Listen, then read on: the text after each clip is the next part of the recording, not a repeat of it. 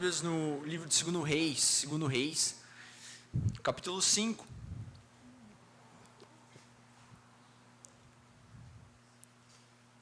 Existem algumas histórias no Antigo Testamento, algumas histórias bastante icônicas que trazem problemas bastante grandes.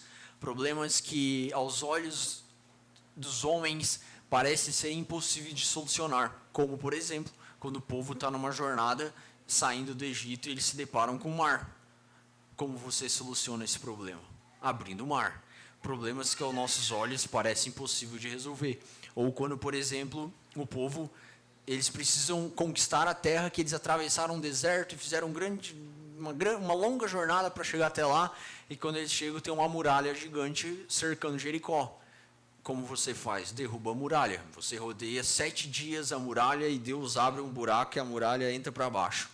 Então, nessa noite nós falaremos um pouco sobre não existe problema grande para o nosso Deus. Não existe problema grande para o nosso Deus. E uma das histórias fantásticas que provam isso, que mostram isso no Antigo Testamento, é a história de Naamã. Então, nós vamos falar sobre isso essa noite. Segundo livro de Reis, capítulo 5. A palavra de Deus diz assim: Naamã, comandante do exército do rei da Síria, era grande homem diante do seu senhor e de muito conceito, porque por ele o Senhor dera vitória à Síria. Era ele herói da guerra, porém leproso. Saíram tropas da Síria e da terra de Israel, levaram cativo uma menina, que ficou ao serviço da mulher de Naamã. Disse ela à sua senhora: Tomara o meu senhor estivesse diante do profeta que está em Samaria, ele o restauraria de sua lepra. Então foi Naamã e disse ao seu senhor: Assim falou a jovem que é da terra de Israel. Respondeu o rei da Síria: Vai, anda, enviarei uma carta ao rei de Israel. Ele partiu e levou consigo 10 talentos de prata, 6.000 siclos de ouro e 10 vestes festivais.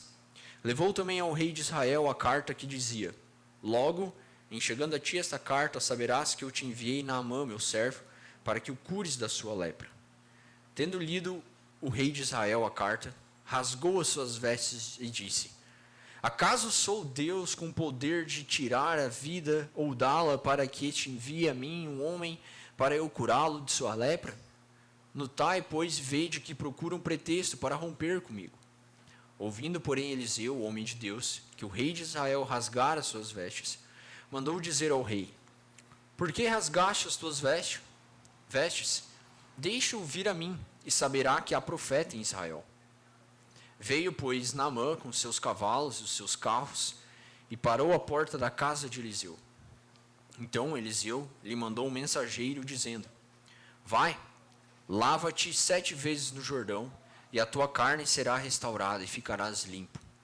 Naamã, porém, muito se indignou e se foi, dizendo: Pensava eu que ele sairia ter comigo, por-se-ia em pé, invocaria o nome do Senhor, seu Deus, moveria a mão sobre o lugar da lepra e restauraria o leproso. Não são, porventura, Abana e Farfar, rios de Damasco, melhores do que todas as águas de Israel? Não poderia eu lavar-me neles e ficar limpo? E voltou-se e foi com indignação. Então se chegaram a ele os seus oficiais e lhe disseram: Meu pai, se te houvesse dito o profeta alguma coisa difícil, acaso não farias? Quanto mais já que apenas te disse: Lava-te e ficarás limpo. Então desceu e mergulhou no Jordão 7 vezes, consoante a palavra do homem de Deus, e a sua carne se tornou como a carne de uma criança, e ficou limpo. Voltou ao homem de Deus, ele e toda a sua comitiva. Veio, pôs-se diante dele e disse: Eis que agora reconheço que em toda a terra não há Deus, senão em Israel. Pois agora te peço, aceites um presente do teu servo. Porém ele disse: Tão certo como vive o Senhor, em cuja presença estou, não o aceitarei. Instou com ele para que o aceitasse, mas ele recusou. Disse Naamã: Se não queres, peço-te que ao teu servo seja dado levar uma carga de terra de 2 mulos, porque nunca mais oferecerá a este teu servo holocaustos, nem sacrifício a outros deuses, senão ao Senhor. Nisto perdoe o Senhor a teu servo. Quando o meu senhor entra na casa de Rimom para lhe adorar, e ele se encosta na minha mão, e eu também me tenha de encurvar na casa de Rimom. Quando assim me prostrar na casa de Rimom, nisto perdoe o Senhor a teu servo. Eliseu lhe disse: vai em paz. Quando Naamã se tinha afastado certa distância, Geazi, o moço de Eliseu, homem de Deus, disse consigo: eis que meu senhor impediu a este sírio Naamã que da sua mão se lhe desse alguma coisa do que trazia. Porém, tão certo como vive o Senhor, hei de correr atrás dele e receberei dele alguma coisa. Então foi Geazi em alcance de Naamã. Naamã, vendo que corria atrás dele, saltou do carro a encontrá-lo e perguntou: vai, tudo bem? Ele respondeu: tudo vai bem, meu senhor. Tudo vai bem. Meu senhor me mandou dizer: eis que agora mesmo vieram a mim 2 jovens dentre os discípulos dos profetas da região montanhosa de Efraim. Dá-lhes, pois, um talento de prata e 2 vestes festivais. Disse Naamã: se servido tomar 2 talentos.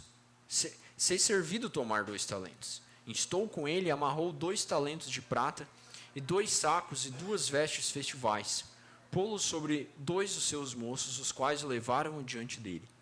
Tendo ele chegado ao outeiro, tomou-os das suas mãos e os depositou na casa, e despediu aqueles homens que se foram. Ele, porém, entrou e se pôs diante de seu senhor. Perguntou-lhe Eliseu: de onde vens, Geazi? Respondeu ele: teu servo não foi a parte alguma. Porém ele disse: porventura não fui contigo em espírito, quando aquele homem voltou do seu carro a encontrar-te?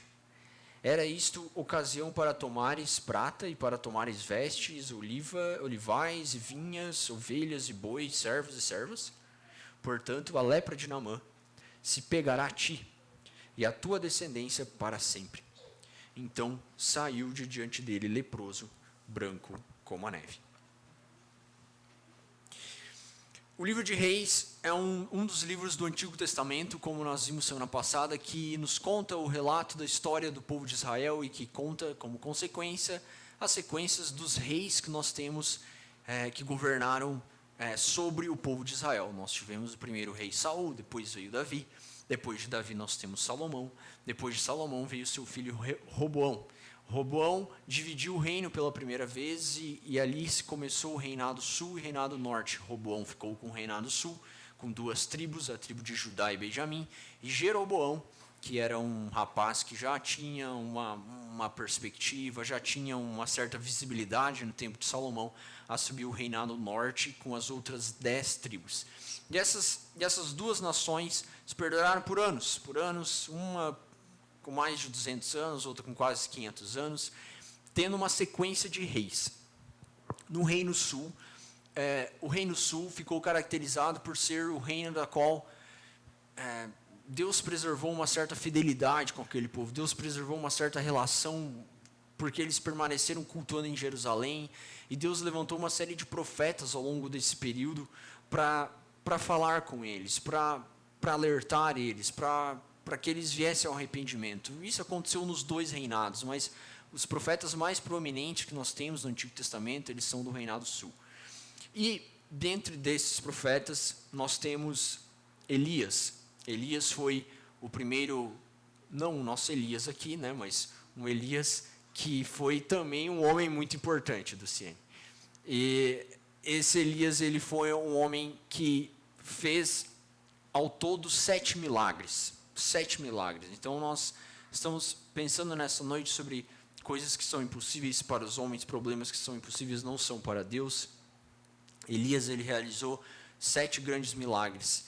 E quando ele estava para se aposentar, quando Deus estava para chamá-lo, Deus estimula ele a preparar um discípulo. Então ele chama Eliseu. E Eliseu é um homem que começa a caminhar com ele por um tempo, até o momento que ele vê literalmente Elias sendo arrebatado. Ele persiste, caminha com Elias e aí ele pede a capa de Elias. E Eliseu, ele realiza 14 milagres no seu ministério. Então Elias realiza 7 e Eliseu realiza o dobro. Ele pegou a capa de Elias e ele foi mais longe que o seu mestre. E nesse período que nós da história que nós acabamos de ler, Eliseu era o profeta de Israel. Então, ele era uma voz importante, era uma voz a qual as pessoas respeitavam, assim como o rei respeitava. Mas Israel estava sofrendo dificuldades. Entenda que Israel, como Judá e Benjamim, é um reino dividido, enfraquecido, e as outras nações ao redor, elas estavam ganhando força, estavam ganhando proeminência, como, por exemplo, a Síria. E na Síria, nós temos, então, um comandante do exército chamado Naamã, um homem que está ganhando espaço no reinado, que está ganhando visibilidade pelas grandes conquistas que ele está fazendo, pelos grandes avanços que ele está fazendo. Só que este homem, por mais poderoso que ele fosse, por mais rico que ele fosse, por mais inteligente que ele fosse, ele tinha um problema muito sério na época chamado lepra. Não sei se você já viu uma pessoa leprosa. A pessoa leprosa, ela tem a pele branca, né, na grande parte. Hoje a lepra é uma doença já com tratamento. Se você fizer um tratamento adequado, você pode curar a lepra, mas não era a realidade nos dias de Naamã. Muito pelo contrário. O povo de Israel, e além de ela ser uma doença de pele, ela é uma doença transmitível. Então, o que se fazia com pessoas leprosas? Israel cria uma lei, se você lê no Pentateuco, você vai ler que são estabelecidas leis específicas para pessoas leprosas. Se você pegasse essa doença, você teria muita dificuldade, porque você teria que ser isolado das pessoas. Então, Israel, por exemplo, criou um sistema eles criaram uma cidade fora do reinado, só para pessoas leprosas. Como é uma doença transmitível, você não poderia ficar convivendo com as outras pessoas, mas você pode conviver com outras pessoas leprosas. Então, eles criaram uma cidade à parte de Israel, só para essas pessoas. Então, tente se colocar no lugar de uma pessoa leprosa. É uma situação extremamente difícil. Você está lá com a tua família, daqui a pouco você pega a lepra. Aí você precisa deixar a tua família, abandonar a tua família para conviver numa cidade meio abandonada. Porque quem é que vai visitar uma cidade de leprosos? Ninguém vai visitar uma cidade de leprosos, porque você vai pegar a lepra. E esse é um problema recorrente. A gente vê essa história aqui no Antigo Testamento, e a gente vai ver lá no Novo Testamento, mais de 1000 anos depois, Jesus tendo encontro com homens leprosos. Então veja que essa é uma doença que por anos, até a humanidade descobrir um tratamento e conseguir achar a cura para ela, é uma doença que esteve presente e que sempre causou muito dano emocional, físico, para as pessoas que tinham ela. E esse era o problema deste comandante. Naamã, ele tinha essa doença, mas ele havia, em uma dessas guerras dele, em uma dessas conquistas que ele havia feito, ele havia trazido como escravo uma menina. E aí ele traz essa menina para trabalhar na sua casa, é o que o texto nos mostra. E essa menina, ela lembra do seu povo, ela lembra da sua terra. Ela diz, olha, se o meu senhor conhecesse que lá em Israel tem um homem que pode resolver o problema dele. Esse problema, na verdade, é um problema simples para um Deus tão grande. Se ele for lá, ele vai ser curado. Ele vai encontrar a solução para o problema dele. E aí, qual que é a opção que Naamã tem? Ir até lá. Se você está começando a entrar num estágio de lepra, que ela vai alcançando estágios mais graves com o tempo, e você, provavelmente Naamã aqui estava no início da sua lepra, por isso ele ainda não estava isolado. Então, a lepra, ela começa assim, ela vai tomando conta do teu corpo, aos poucos ela vai crescendo. Então, quando está no início, você coloca uma camisa, você esconde que você está leproso, mas se ela for alcançando estágios mais graves, isso vai ficar visível aos olhos das pessoas. E Naamã ia perder o cargo dele, ele teria que ser isolado, ele teria que deixar a família dele. Nesse momento de desespero, ele decide ir até o povo de Israel. Mas veja, ele está indo para uma nação que é inimiga deles. Então o que ele pede? Para o rei dele, para o senhor dele, para aquele que está acima dele, escrever uma carta. Por favor, pede para falar com o rei, uma relação política de reis com reis. Escreve uma carta para o rei curar minha lepra. Mas o rei não podia fazer nada, o rei não era um homem de Deus, o rei não era o profeta. E quando Naamã vai até Israel, entrega essa carta para o rei, ele se desespera. O rei, ele se desespera. Por que ele se desespera? Porque ele não pode fazer nada. Ele não sabe fazer nada. E quem veio até ele era o comandante de um dos maiores exércitos do mundo na época. E ele se desespera por quê? Porque se ele não resolve o problema, o rei da Síria mandou uma carta para ele dizendo: olha, resolve esse problema para mim, mas eu não consigo resolver. Então eu estou lascado, porque eles podem me atacar. E ele se desespera, ele rasga suas vestes, e ele diz: acaso sou Deus com poder de tirar a vida ou dá-la, para que este envie a mim um homem para curá-lo de sua lepra? Notai, pois, e vede que procura um pretexto para romper comigo. Ele achou que o rei da Síria estava mandando isso como uma tática, como uma estratégia de ataque. Como uma estratégia para dizer: olha só, você não pode resolver o nosso problema, então hoje agora a gente pode atacar vocês de novo. A gente pode saquear essas casas, a gente pode acabar com o reino de vocês. O rei, ele entra em desespero, porque ele pensa que o rei da Síria está tramando uma estratégia de guerra para acabar com o reino deles. E essa notícia, ela chega até os ouvidos de Eliseu. Quando Eliseu, ele ouve que o rei estava em desespero, ele diz: por que rasgaste as tuas vestes? Deixa ouvir a mim, e saberá que é profeta em Israel. Deixa vir a mim, que saberá que é profeta em Israel. Deixa esse problema para quem pode resolver esse problema. Então Naamã vai até Eliseu, com o mensageiro dele. Só que olha só que interessante. Pessoas que têm altos cargos políticos, altos cargos empresariais, são pessoas de difícil acesso. Eu estava lendo esses dias o livro do fundador da Dell, e ele estava mostrando como a Dell é aquela empresa de computadores e smartphones, mas muito mais computadores. E ele estava falando como em 2012 eles tiveram um problema, né? Porque começou a vir os smartphones, teve um grande crescimento. E aí eles estavam uma decisão crucial na empresa. Será que eles tiravam a empresa da bolsa de valores e investiam em smartphones, ou eles mantinham lá? E aí ele falou que tinha um pessoal que queria conversar com ele. E aí ele falou: como eu conhecia as pessoas, eu deixei elas vir falar comigo direto. Mas senão eu só ia dizer para eles mandar uma mensagem para minha secretária. E provavelmente eu nem ia responder. Por quê? Porque esse pessoal que está em cargos altos são de difícil acesso. Você não consegue chegar neles, encontrar eles no mercado e trocar uma ideia com eles. É difícil encontrar. E Naamã, ele era o comandante da Síria. Ele era uma dessas pessoas que tinha um alto cargo, que tinha uma alta posição no reino. E ele já está indo atrás de ajuda. O que para ele, que na visão de Naamã, ele já está descendo alguns degraus. Ele já está baixando o nível, já está baixando o sarrafo. Ele está indo em um outro povo procurar ajuda. Na cabeça de Naamã, ele já está fazendo um esforço.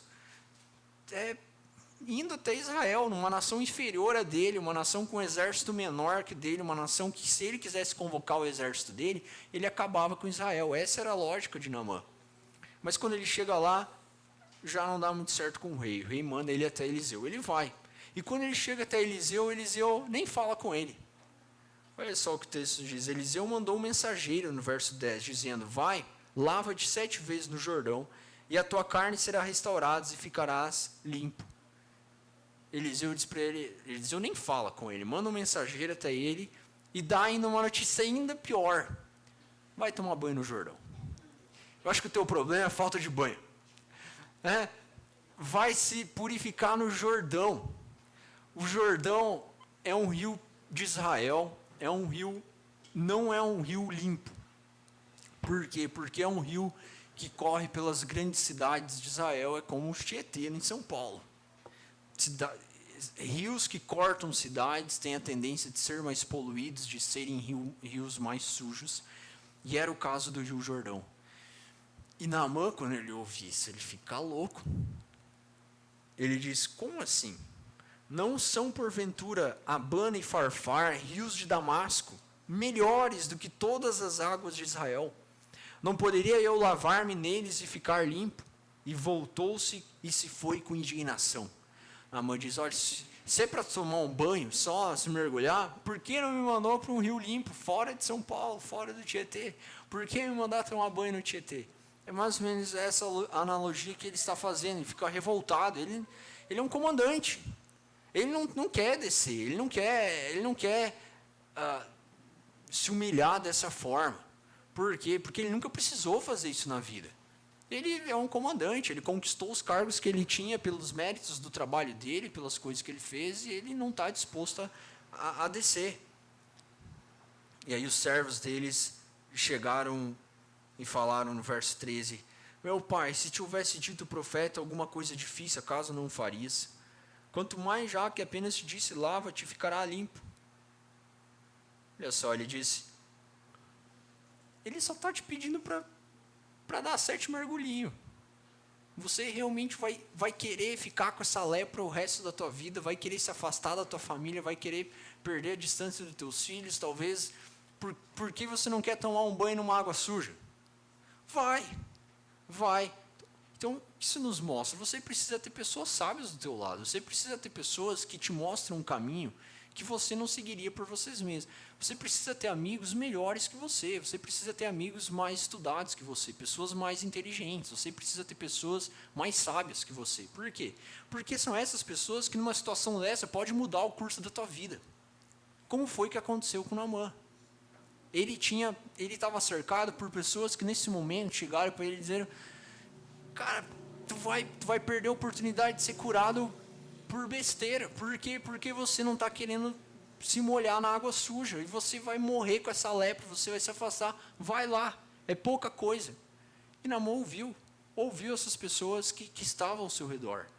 Eu e você precisamos fazer a mesma coisa na nossa vida. Nós precisamos ter estar cercado por pessoas melhores, pessoas mais inteligentes, pessoas mais sábias, pessoas que estudaram mais, pessoas que viveram mais que nós, porque são essas pessoas que podem mudar o curso da nossa vida quando nós precisamos de ajuda. E ele desce no Jordão, mergulha 7 vezes, como Eliseu havia pedido, e a sua carne se tornou como a carne de uma criança, e ele ficou limpo. Veja que quando ele volta e agora ele reconhece que esse milagre que havia acontecido na vida dele não foi um milagre simplesmente por causa das águas do Rio Jordão, mas foi um milagre porque o próprio Deus realizou isso. Então ele reconhece, ele disse, tão certo como vive o Senhor, em cuja presença estou, ele diz no verso 15, eis que agora reconheço que em toda a terra não há Deus senão em Israel. Agora, pois, te peço, aceites um presente do teu servo. Naamã agora, com o coração grato por aquilo que ele havia recebido, ele tenta retribuir a Eliseu, olha, aceita esse presente que eu estou te dando. Mas Eliseu, ele não aceita,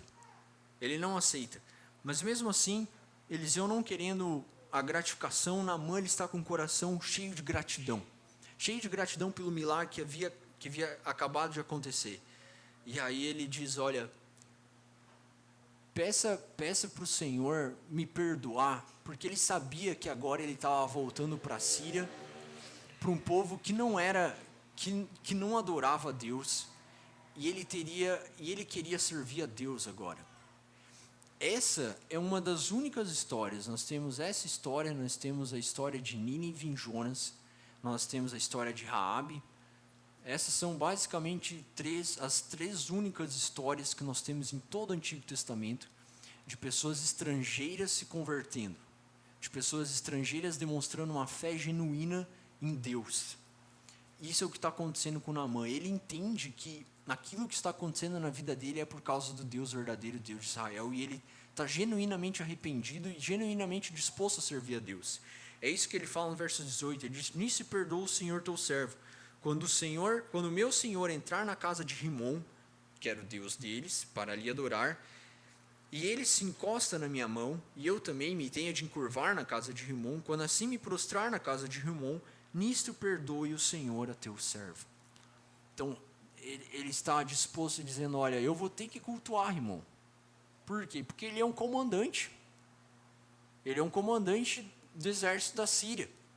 Mas ele está dizendo, olha, que o Senhor me perdoe por esse pecado, porque não é mais isso que o meu coração deseja fazer.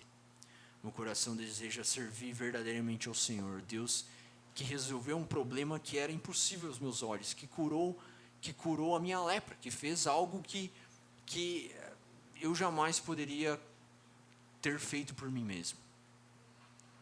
E Eliseu disse, vá em paz.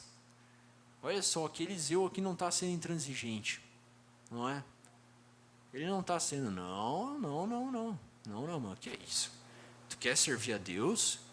Abandona, sai, deixa o teu cargo de comandante e vem aqui para Israel, se force a se adaptar aqui na cultura de Israel, e só vai ser salvo se você vir aqui. Ele não está fazendo isso, ele não está sendo intransigente, porque a salvação nunca foi por obras. A salvação nunca foi por aquilo que eu e você podemos fazer, sempre foi pela graça, pela fé em Cristo. No caso dele aqui, pela fé num Salvador que ainda viria. E Eliseu está dispensando dessa graça sobre a vida dele. Vai-te em paz. Mesmo que você tenha que ainda participar desses rituais e cultuar esse Deus, vai-te em paz. Deus é contigo.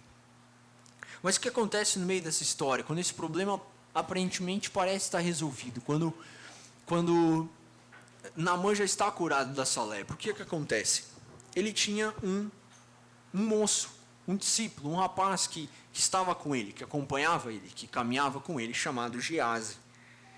E aí Geazi tinha participado desse processo, ele tinha visto o que Naamã tinha falado, ele tinha observado, e ele também tinha visto o que Naamã queria retribuir para ele, o tamanho da oferta, o tamanho das riquezas. E Geazi cresce o olho. Diz que quando Naamã ele já tinha se afastado a certa distância, Geazi ele vai atrás e ele diz consigo mesmo, eis que meu senhor impediu a este sírio que da sua mão lhe desse alguma coisa do que trazia, porém tão certo como vive o Senhor, hei de correr atrás dele e receberei dele alguma coisa.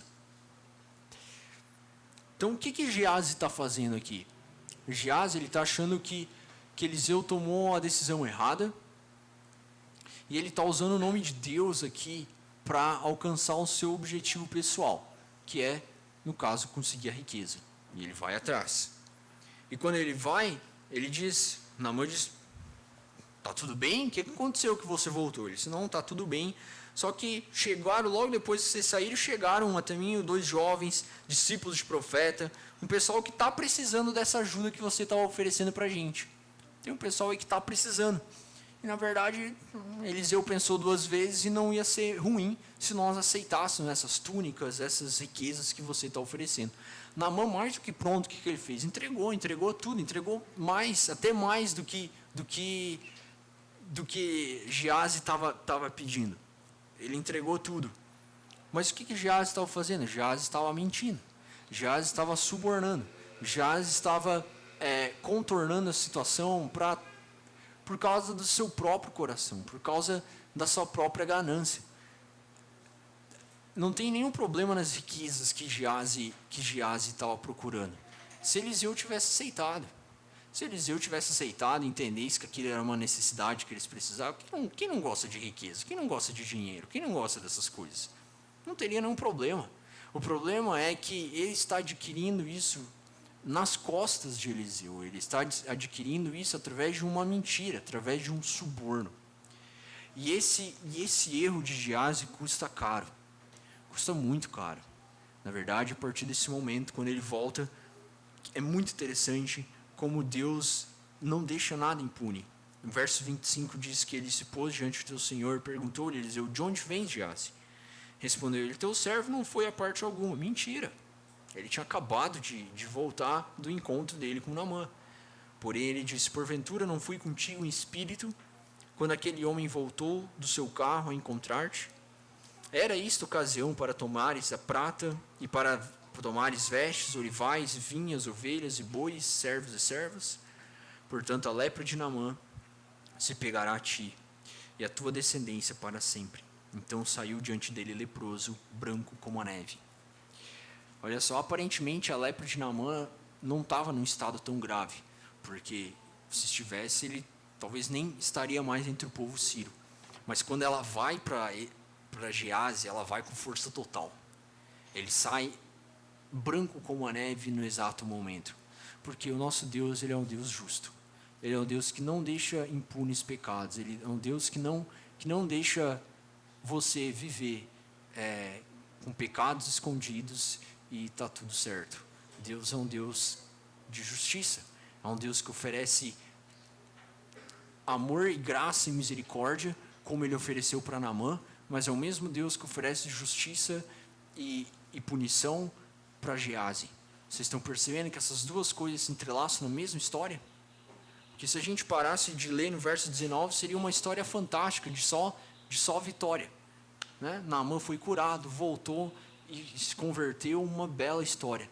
Mas essa história tem um outro lado, essa moeda tem um outro lado. Tem duas facetas dessa história, e o outro lado é uma história de justiça, de punição. Todas as pessoas que não querem seguir um caminho de justiça, de retidão, de entendimento, de obediência, de submissão a Deus, a sua palavra, há um custo caro. E é isso que essa história está nos mostrando. Eu entendo que Deus, ele é todo poderoso para resolver qualquer tipo de problema. Deus, ele é esse Deus poderoso que resolve qualquer tipo de problema. Ele resolveu a lepra, ele resolveu um problema físico, e talvez seja desse tipo de problema que você esteja precisando de resolução. Talvez você tenha uma doença física, talvez você tenha algum problema físico da qual você precisa que Deus te auxilie. Deus, ele é poderoso para fazer isso. Como ele curou Naamã, ele pode curar a tua doença, se ele quiser. Mas também Deus, ele é um Deus justo, ele é um Deus com caráter certo, e é um Deus que pune pecados, e é um Deus que endireita a nossa vida conforme a vontade dele. Ele é um Deus poderoso o suficiente para realizar as duas coisas no mesmo momento. E é o que ele estava fazendo aqui, e é o que ele vai sempre fazer, para que a glória dele se estabeleça ao redor do mundo, para que ele apareça apesar de homens, para que o reino dele avance apesar de homens. Então, qual lado dessa história eu e você estamos? Essa é a pergunta que eu quero que vocês se façam nessa noite. Em qual lado dessa história eu e você estamos? Qual desses personagens nós nos identificamos? Qual desses personagens é o personagem que representa mais o nosso momento da nossa vida no momento que nós estamos vivendo agora? Saiba que Deus, ele é capaz e ele pode agir em todas essas circunstâncias, sendo para punir pecado, sendo para solucionar o problema do rei de Israel e acalmar o coração dele, seja para curar o coração, a doença de Naamã e resolver o problema dele e converter o coração dele. Deus é o Deus que age em todas as circunstâncias, e eu e você somos chamados a confiar nesse Deus, a buscarmos a solução dos nossos problemas nesse Deus, a buscarmos a cura do nosso coração, a cura física, buscarmos a cura dos nossos pecados, buscarmos a redenção da nossa alma nesse Deus através de seu Filho, Jesus Cristo. E que o Senhor nos ajude. Vamos orar? Deus, nós te louvamos pela tua grandeza, pela tua magnitude, por ser um Deus soberano, que controla o universo conforme a tua vontade, que opera em diversas facetas, em diversos locais, de formas diferentes, que realiza coisas que são impossíveis aos olhos dos homens, como o Senhor fez nessa história que nós acabamos de ler. Nós te louvamos por ser este Deus grande, esse Deus majestoso, que opera de diversas formas e realiza grandes coisas, tudo para a glória do teu nome. Eu peço, Deus, que o Senhor nos abençoe, que o Senhor nos faça ver onde nós estamos, qual o local, qual é a perspectiva, qual é o momento da história que nós estamos, que o Senhor nos ajude a ler a nossa história, a ler o caminho que nós estamos traçando, para que, como cada um desses personagens recebeu o auxílio do Senhor de forma diferente, nós também possamos receber esse auxílio do Senhor. Nós possamos buscar isso no Senhor, nós possamos confiar no Senhor, encontrar essa ajuda, encontrar esse respaldo somente em Ti. E é em nome de Teu Filho que nós oramos. Amém. Então, irmãos, vamos